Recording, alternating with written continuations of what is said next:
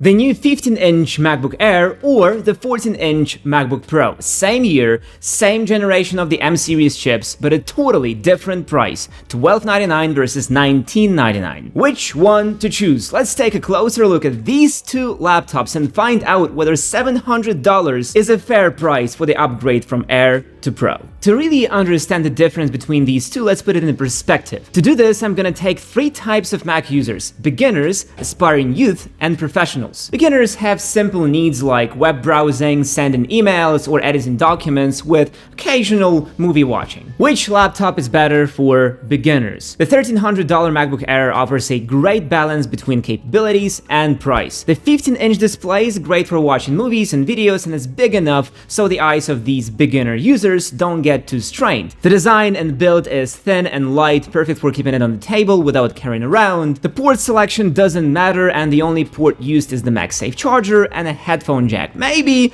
occasionally an iPhone cable slips in for charging the phone. The performance of the M2 chip with 8 CPU cores and 10 GPU cores, 8 gigs of memory, and 256 gig SSD is more than enough for these users, and they will never notice any slowdowns or won't pay attention to them. And the battery life, fine for beginners, 100%. But can the MacBook Pro be a better machine for beginners? Well, the display is smaller, coming at 14 inches instead of 15 inches. Yes, it has Pro Motion, higher peak brightness, but will beginners really notice that? No, I'm sure they won't. The port selection means nothing once again. However, the thickness of the laptop and weight might be a problem for some beginner users. As for the performance, the M2 Pro is a total overkill for them, opening apps and tabs faster than they think. They will never notice that they have 10 CPU cores and 16 GPU cores paired with 16 gigs of memory and 512 gig SSD. Never. So, which laptop is a better buy for them? $1299 Air or $1999 Pro? For these users who have no desire to grow or their needs never change, the 15-inch Air will be the best laptop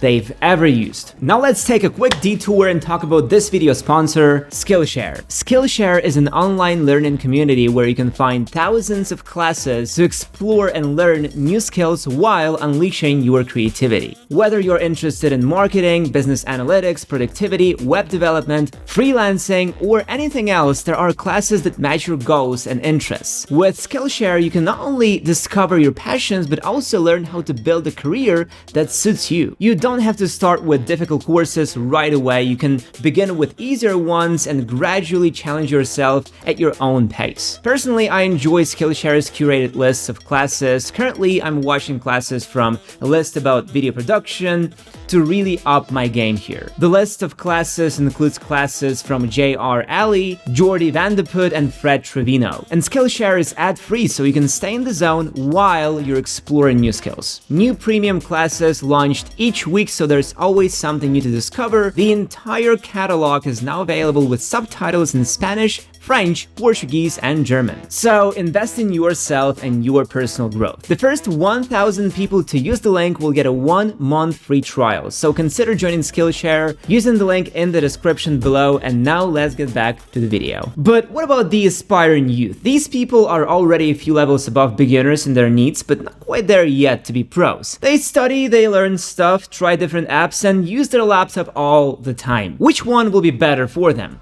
Let's see. The display on the Air might be bigger, but any person working on their laptop 24/7 will take Pro Motion and higher brightness over the display size. The screen on MacBook Pro is so vastly superior that they almost can't be compared. The animations on Pro Motion are buttery smooth, which makes the whole laptop seem snappier and faster. The higher brightness makes it better for working outdoors, and a slightly smaller size allows it to fit more bags. As for the speaker situation, the good sound system actually does mean something to this category of users. The 6-speaker setup on MacBook Pro completely thrashes the 6-speaker setup on Air.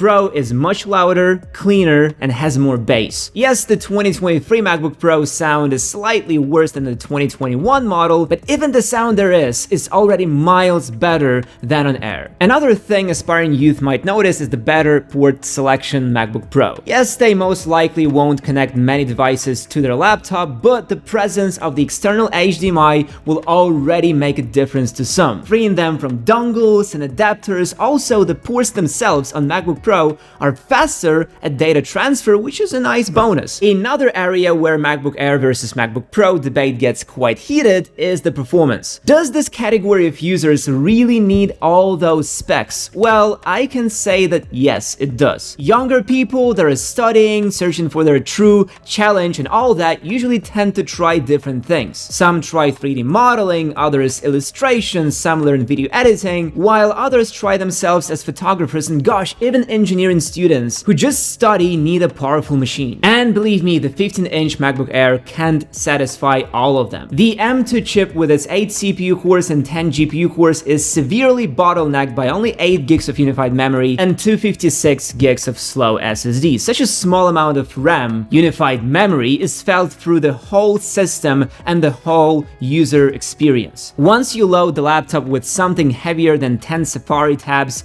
the memory limit kicks in. The animations become more sluggish, the apps less responsive. If you close everything and work only in one app, you can survive, but any long-term workload will eventually meet another bottleneck: the thermal throttling. Since MacBook Air is passively cooled, there is no way for the heat to effectively dissipate. This makes the laptop run really hot, overheat, and bring down the clock speeds just to cool things down. In other words, not a pleasant experience whatsoever. As for the 14-inch MacBook Pro, well, it has zero issues here. The M2 Pro is stupidly powerful and just crushes any task you throw at it. From simple apps to heavy pro-level programs, it can do it all. 16 gigs of memory is enough for almost all apps, and a reasonably fast 512 gig SSD allows swap to work efficiently when needed. The thermal throttling is not existent here, and the performance stays consistently great all the time. This MacBook allows you to properly discover yourself without limiting you with its specs. It's a great all-rounder that effectively caters for almost every person there is. It's fast, has a ton of ports, an amazing display, and great speakers. What's there not to like? Maybe the price. The 15-inch MacBook Air comes at $1,300, while the 14-inch MacBook Pro costs $2,000, $700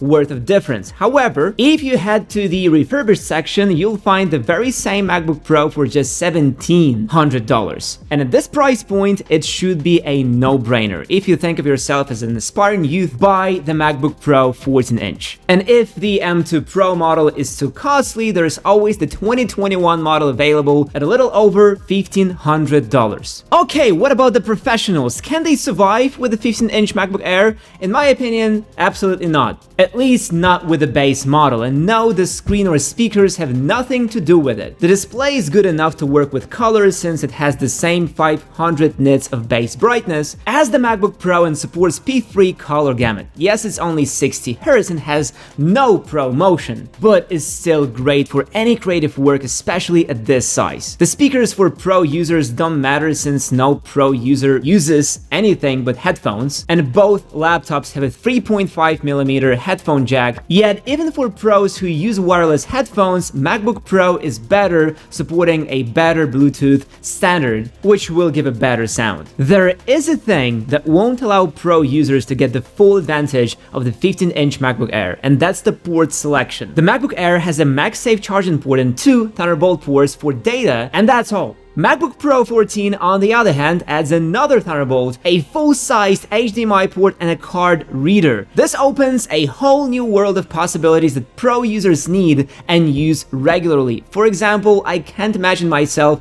without a card reader. How am I supposed to conveniently transfer videos from the camera? I mean, yeah, Type-C cable, but you take the card, you plug it in, it's convenient. But the biggest difference between these two laptops that makes the 15-inch MacBook Air a dumb purchase is the performance. Oh boy, so many words have been said about the performance on the MacBook Air. I already told you what the problems are, how the memory bottlenecks the chip, and how the lack of cooling causes throttling. But all that falls short in comparison to real-world results of using this 15-inch MacBook Air. For example, in video editing, the MacBook Air holds on fine, but only until you start doing some real work. It can do simple video editing, and the encoders in the M2 chip do their trick, resulting in a smooth playback and fast rendering times for smaller projects. However, when the projects and effects get heavier, the MacBook Air falls apart. The MacBook Pro, in the same tasks, doesn't even break a sweat. The amount of memory and fast SSD allow most tasks to finish even before there's a need to kick off fans. The same goes for photos. You can edit 1 or 2 photos on MacBook Air, but don't you dare export in a bunch of them at once. You can do it, but only if you have a couple dozen minutes to wait. The MacBook Pro, once again, does the exporting so fast that there is no need to even pull out your phone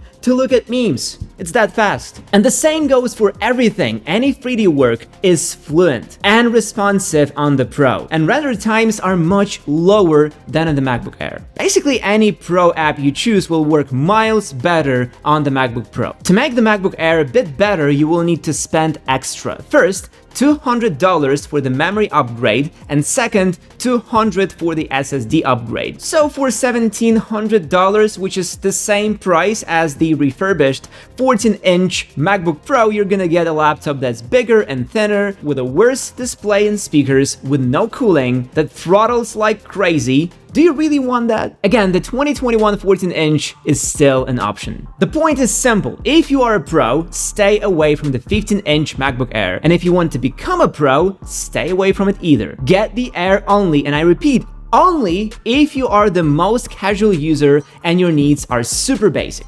Period. Anyway, thank you for watching, guys, and see you in the next one.